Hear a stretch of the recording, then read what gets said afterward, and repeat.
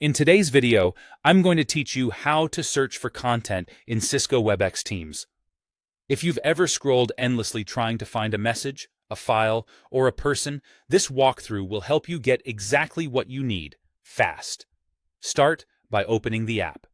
Whether you're on desktop or mobile, the search experience is consistent, so follow along on whichever device you prefer. If you're prompted to log in, go ahead and sign in with your usual credentials. Once you're in, make sure you're on the correct account so you're searching the right workspace.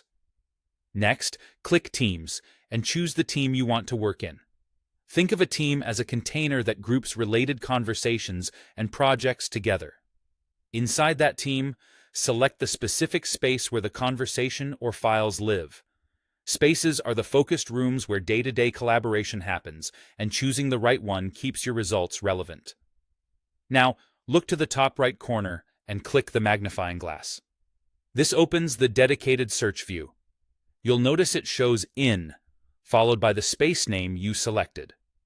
That's Webex confirming your search is scoped to that space, which helps filter out noise from other parts of your organization. From here, you can type directly into the search bar. To narrow things down quickly, use built-in tags. Type "in," followed by a space name to search only within that space, even if you didn't select it earlier. Use "from," followed by a person's name to see messages or files sent by that specific individual. And try "with," followed by a person's name to find spaces you share with them, which is useful when you remember the collaborator but not the space title. As you type what you're looking for, search results will begin to appear. Keep your keywords simple and specific. Use distinctive terms you remember from the message, a portion of a file name, or a topic discussed. If you're not seeing what you expect, double-check that you're scoped to the right space using the "in" tag. Right under the search results heading, you'll see categories you can click to refine further: messages, files, people, and spaces.